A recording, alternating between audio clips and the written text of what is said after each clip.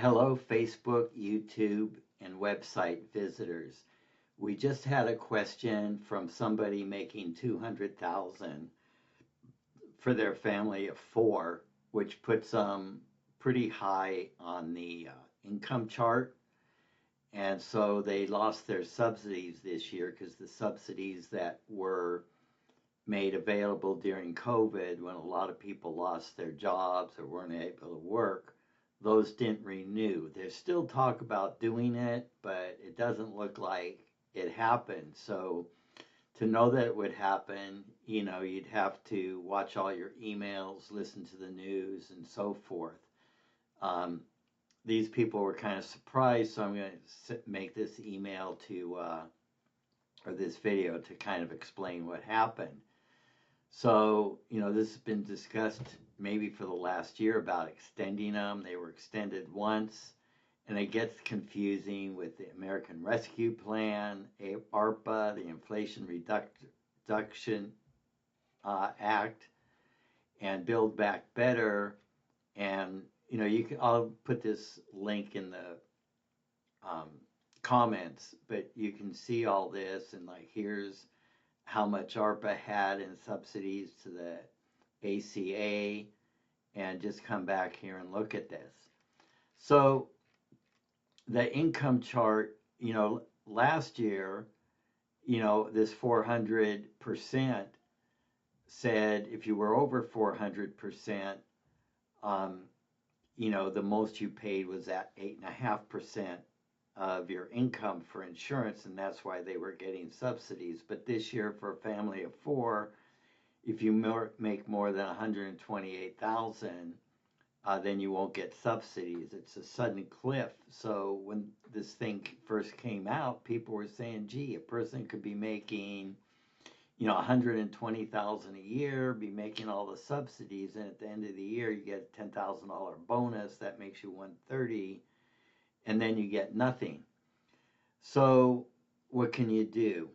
Well, for one, this person has their own business, which means that they can take a Section 106 deduction and write off everything that they're paying.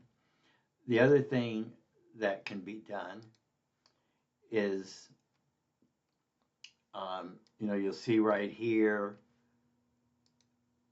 family of four, 200,000, no subsidies. Let's try 100,000, just to, see if the chart works. At 100,000, they'd have 1,400 in subsidies, let's try 127,000 just to play with it. And see, even at 127,000, you still make it. So what can you do? Well, last year they had the silver plan, and then let's try dropping to bronze, and they were with Blue Shield. So, okay, we got to go back up here to 200,000.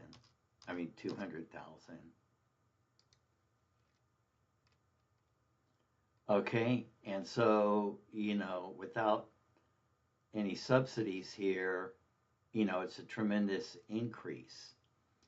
Now, even my own cousin didn't believe me, but let me pause this, go back in, and see because if you're going to get silver plan, you're really better off doing it outside of covered California, because there was a lawsuit a while back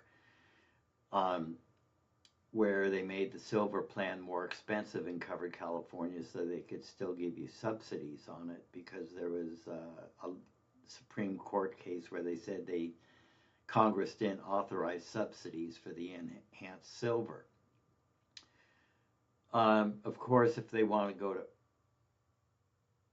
this doesn't look right. Oh, that's because that's a PPO. Let's just look at HMO here.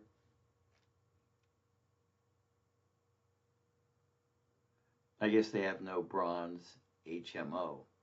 So silver trio, is 2278. Let's remember that. Okay, so here we are at apparently off exchange.